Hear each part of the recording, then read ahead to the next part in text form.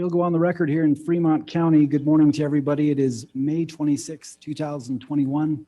Case number CR 2221-1623, State of Idaho versus Chad Guy Daybell. Present here on the Zoom call, I have Mr. Daybell appearing with his counsel, Mr. Pryor. I have Mr. Wood, who represents the state. Also, Ms. Blake, who is here representing the state. I have a court reporter and someone from the Idaho Supreme Court for technical issues. This is the date and time for an initial appearance. Mr. Daybell, can you hear me okay? Yes. Can you hear I need me? you to speak a little bit louder, Mr. Daybell. Yes, I can hear you. Mr. Daybell, the purpose of today's initial appearance is to go through your rights, to talk about the date for future hearings, to talk about counsel, and a few other things. Mr. Daybell, would you review a copy of the notification of rights form that was sent down to the jail prior to this hearing today? Yes, Do you understand your legal rights here today? I do. Mr. Pryor, did you go through that notification of rights form with your client? Yes, Your Honor, I did. Thank you. All right, Mr. Daybell, did you receive a copy of the indictment that was filed on May 25th, 2021, a warrant that was filed on that same date? Yes, I did. Did you have a chance to review that with your counsel, Mr. Pryor? He did, Judge, and we have no questions at this time. Mr. Pryor, it's my understanding from a review of the notification of rights that your client is waiving a formal reading of the indictment. If it's okay with you, I'll just go through each charge and the maximum penalties. I'm not going to go through the allegation contained in the charge. That's appropriate, Your Honor. Ms. Blake or Mr. Wood, any objection to that? No, Your Honor, I think that's appropriate. No objection. Right. Mr. Daybell, the indictment, like I said, is case number CR 2221-1623. It was filed on May 25th, 2021. In the indictment, there are 9 counts. I'm going to go through the counts that are relevant to your case. The first count is conspiracy to commit first-degree murder, as well as grand theft by deception. That count is punishable to the same extent as the underlying crime on the conspiracy. On the first part of that count, murder in the first degree, it's punishable by death or life imprisonment. If the death penalty is not sought, the court shall impose a life sentence, including mandatory minimum period of incarceration of 10 years. It carries up to a $50,000 fine or both. It also carries with it up to a $5,000 fine and restitution. With regards to the second part of count 1, conspiracy to commit grand theft by deception, that portion of the charge carries up to 14 years in prison, up to a $5,000 fine or both. Count 1 is an allegation of, like I said, conspiracy to commit first-degree murder and grand theft. The murder relates to the victim and the death of TR, a minor. Count 2 is a charge of first-degree murder. It carries with it a maximum penalty punishable by death or life imprisonment. If the death penalty is not sought, the court shall impose life sentence, including mandatory minimum period of incarceration of 10 years. It carries up to a $50,000 fine and up to a $5,000 fine and restitution. It relates to the death of the minor child, TR. Count 3 is a charge of conspiracy to commit first-degree murder and grand theft by deception. That charge carries with it the same maximum penalty as count 1. In other words, it's punishable by death or life imprisonment. If the death penalty is not sought, the court shall impose a life sentence, including mandatory minimum period of incarceration of 10 years, a $50,000 fine and or up to a $5,000 fine and restitution. The second portion of that charge is conspiracy to commit grand theft by deception. That portion of the charge carries up to 14 years in the state penitentiary, up to a $5,000 fine, or both. That count relates to the death of the minor child, JV. Count 4 is a charge of first-degree murder.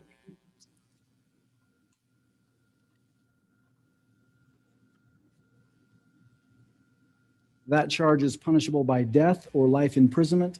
If the death penalty is not sought, the court shall impose a life sentence, including mandatory minimum period of incarceration of 10 years, a $50,000 fine, plus $5,000 fine and restitution.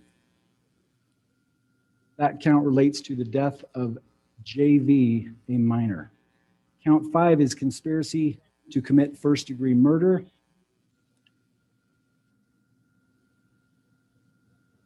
That charge carries with it the potential penalty of death or life imprisonment. If the death penalty is not sought, the court shall impose a life sentence, including mandatory minimum period of incarceration of 10 years, a $50,000 fine, plus $5,000 fine and restitution. That charge relates to the death of Tamara Daybell.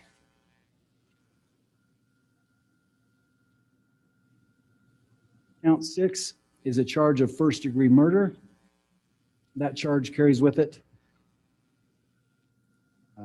punishment by death or life imprisonment. If the death penalty is not sought, the court shall impose a life sentence, including mandatory minimum period of incarceration of 10 years.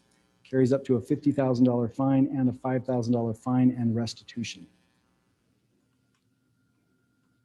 The next count related to your case is count 8.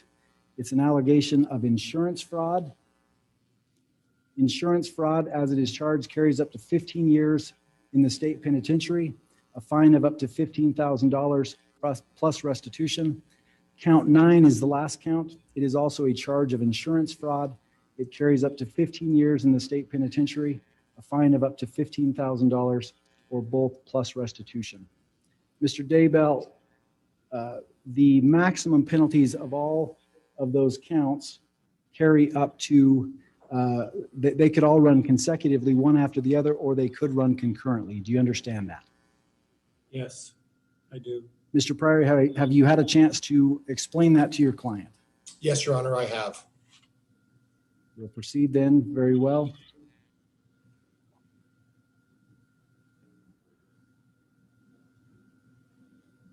Mr. Daybell, you're appearing here today with Mr. Pryor. Do you wish to represent yourself? Do you wish to hire an attorney, Mr. Pryor, or would you like to seek application of a public defender? Judge, Mr. Daybell has retained my office to continue representing him in this matter, and that's the way I anticipate going forward, Your Honor. Thank you. Mr. Daybell, is that correct? That is correct. Thank you. All right, the next item of business is to set the arraignment. That arraignment will be in front of the district court judge. As of right now, Mr. Pryor, Mr. Wood, Ms. Blake, the court has available June the 9th in the morning. That's the date we will set that arraignment for. It's yet to be determined if that's going to be in person or via Zoom. That will be worked out at a later time and date. Also, the exact time of that arraignment on June 9th will be set by the court, and we'll send out final notice of that, but it will be in the morning on June the 9th. Does that work for everybody? That will work for the state, Your Honor. Yes, Judge. We'll plan on that. Right now, the warrant has set forth no bail. Mr. Pryor, does that need to be addressed here today? No, Judge. Is there anything else we need to take up here today at this initial appearance, Mr. Wood or Ms. Blake? Not from the state, Your Honor. Thank you. Not from the state, Your Honor. Mr. Pryor, anything else from the defense we need to bring up here today at this initial appearance? Nothing further, Your Honor. May we be excused? You may. Thanks, everybody, for appearing. We will be adjourned on this matter.